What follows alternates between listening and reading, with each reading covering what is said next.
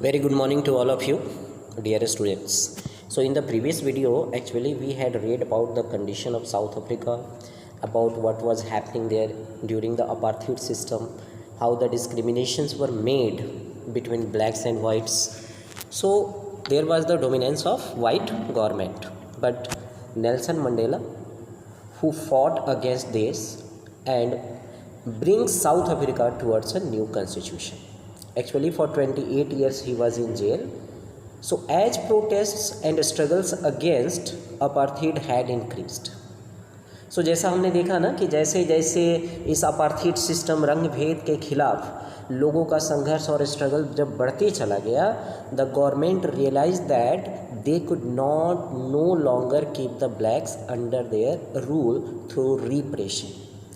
तो जैसे जैसे ये आंदोलन बढ़ता गया, जैसे जैसे लोगों का विद्रोह बढ़ता गया, अब इस गोरे सरकार को समझ में आ गया कि वो कुछ ज़्यादा दिनों तक इन ब्लैक्स को इस तरह से दबा करके, इस तरह से रिप्रेशन के तहत उनको हम अपने अंडर में नहीं रख सकते. और ये देर सवेर तो होना ही था, ऐसा तो था नहीं कि नहीं होता. भले ही देर से आता है ये सारी चीज़ें, लेकिन जब प्रोटेस्ट है तो उसका फल मिलना ही मिलना है, जो कि नेल्सन मंडेला के अंदर में वहाँ के लोगों ने किया था. The white regime change the policy, और इसलिए जो गोरों की सरकार थी उन्होंने अपनी नीतियों में कुछ बदलाव लाने का प्रयास किया, चेंजिंग्स किए. डिस्क्रिमिनेटरी लॉज वर रिपील्ड, जितने भी भेदभाव करने वाले कानून थे, जैसे क्या था कानून कि स्विमिंग पूल में ब्लैक्स नहीं नहा सकते हैं, जिस स्कूल में गोरों के बच्चे पढ़ते हैं उसमें ब्लैक्स के बच्चे नहीं पढ़ सकते हैं, पार्क में नहीं जा सकते हैं. तो ये सब क्या था, डिस्क्रिमिनेटरी लॉज थे. और इन सबको अब क्या करना पड़ा, हटाना पड़ा. किसको देखते हुए, विद्रोह को देखते हुए, प्रोटेस्ट को देखते हुए. सो बैन ऑन पॉलिटिकल पार्टीज़. देखो एक्चुअली क्या था उस समय, पॉलिटिकल जो पार्टीज़ थी उन पर भी बैन था. कोई भी लोग अपना एक समूह बना करके प्रोटेस्ट नहीं कर सकते थे. बहुत ही काले काले कानून बने हुए थे वहाँ पर लोगों के लिए. सो इन सबको हटा दिया गया.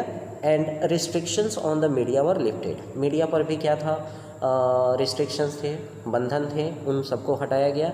आफ्टर 28 ईयर्स ऑफ इम्प्रिजनमेंट, 28 सालों तक जेल में रहने के बाद Nelson Mandela walked out of the jail as a free man. तो नेल्सन मंडेला जेल से एक फ्री मैन की तरह, एक आज़ाद व्यक्ति की तरह जेल से निकले 28 साल जेल में बिताने के बाद, वो भी सबसे भयावह जो जेल था उसमें बिताने के बाद. So finally at midnight of 26 अप्रैल 1994, आखिरकार वो दिन आ ही गया जब आधी रात को 26 अप्रैल 1994 को the new national flag of Republic of South Africa was unfurled, marking the newly born democracy in the world. एक नया झंडा जो था, राष्ट्रीय झंडा रिपब्लिक ऑफ साउथ अफ्रीका का फहराया गया, इस बात का मार्किंग करते हुए, निशानी देते हुए कि विश्व में एक न्यूली डेमोक्रेसी का क्या हुआ है, जन्म हुआ है. The apartheid government came to an end, और ये रंग भेद वाली सरकार क्या हो गई, समाप्त हो गई. अब उसका समापन हो गया. Paving way for formation of a multi racial government, और अब एक नया रास्ता बना, एक नया रास्ता खुल गया. किस चीज़ के लिए, एक ऐसी सरकार बनाने का जहाँ पर हर जाति धर्म के लोग क्या होते हों, साथ में रहते हों, जहाँ वो गोरे भी रह सकते हों, जहाँ काले भी रहते हों, और जहाँ पर जो मिश्रित, जो कलर्ड कहे जाते थे वो भी रह सके. So how did this came about, ये कैसे हुआ. लेट अस हियर मंडेला, चलो हम मंडेला के द्वारा ही सुनते हैं. The first president of this new south Africa, जो पहले ब्लैक प्रेसिडेंट बने कहाँ के, साउथ अफ्रीका के, on his extra ordinary transition.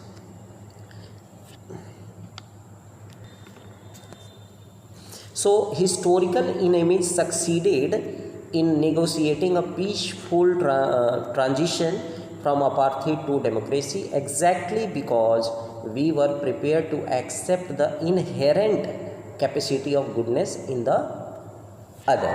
यानी ऐतिहासिक रूप से स्टूडेंट्स, जो एक दूसरे के खिलाफ चलने वाली सरकारें थीं, वो दो समूह थे, गोरों की सरकार थी और दूसरा जो ब्लैक्स थे. तो गोरे की सरकार जो थी वो एक तरह से ब्लैक्स के ऊपर क्या करती थी, रंग भेद शासन करते थे। तो ऐतिहासिक रूप से एक दूसरे के दुश्मन रहे दो समूह रंग भेद वाली शासन व्यवस्था एक जगह लोकतांत्रिक व्यवस्था बनाने के लिए क्या हो गए हैं, तैयार हो गए हैं। ये किसका कहना था, नेल्सन मंडेला का कहना था।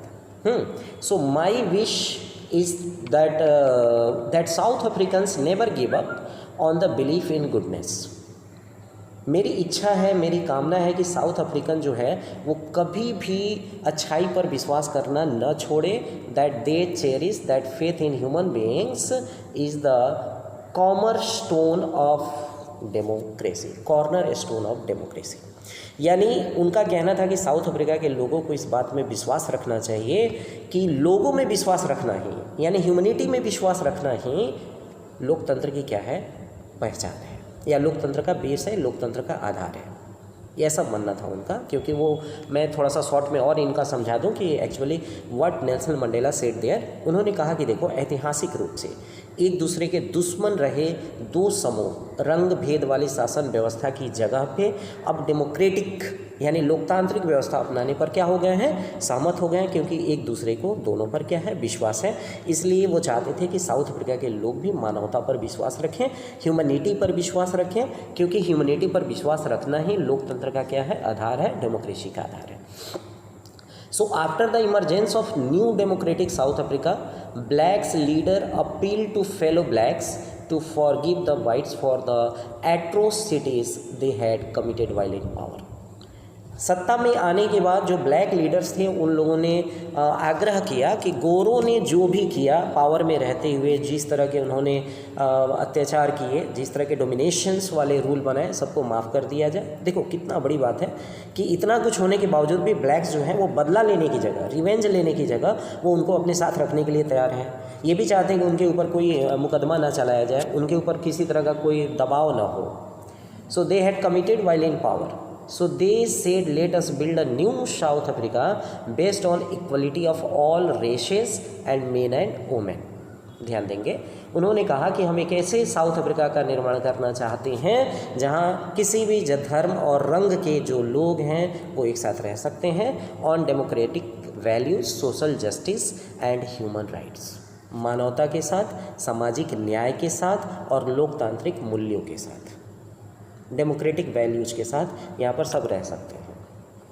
The party that ruled through operation and brutal killings, ध्यान दो, एक सरकार जिसने हत्याओं के बल पे वहाँ शासन किया, वो भी, and the party that led the freedom struggle, और वह सरकार, वह लोग जिन्होंने इस सरकार के खिलाफ आवाज़ उठाया, अब वो दोनों एक साथ बैठे together to draw up common constitution, है ना। एक जिसने अत्याचार किया गोरों ने, वो भी, और ब्लैक्स जिन्होंने अत्याचार को सहा और आवाज़ उठाई, वो दोनों एक साथ बैठे नया कॉन्स्टिट्यूशन बनाने के लिए। इससे बड़ी बात क्या हो सकती है। So after 2 years of discussion and debate they came out with new one of the finest constitution in the world has ever had. 2 सालों की लंबी बहस के बाद साउथ अफ्रीका में दुनिया का सबसे अच्छा कॉन्स्टिट्यूशन बनकर तैयार हुआ।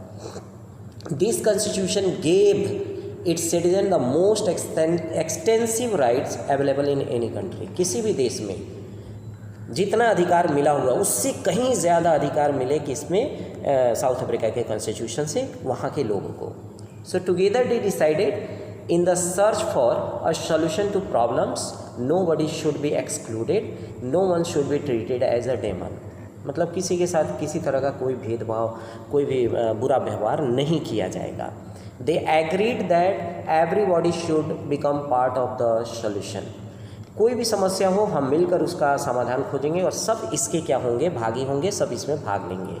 So whatever they might have done on represent the past, the preamble to the South African Constitution. So इसको हम लोग अगले वीडियो में देखेंगे। लेकिन यहाँ पर उन्होंने कहा कि जो भी पिछले मैंने पास्ट में जो भी लोगों ने किया उससे अब कोई मतलब नहीं होना चाहिए, आगे चल के क्या होना है इसके बारे में सोचना है, इस कॉन्स्टिट्यूशन के बारे में उन्होंने कहा। तो इस वीडियो में मैंने इतनी सारी जानकारियाँ आपको दी है, अच्छे से समझ गए होंगे आप लोग। अगले स्लाइड में मैं आपको निश्चित तौर पे साउथ अफ्रीका के कॉन्स्टिट्यूशन की कुछ और बातों को बताऊँगा। Okay, thank you very much.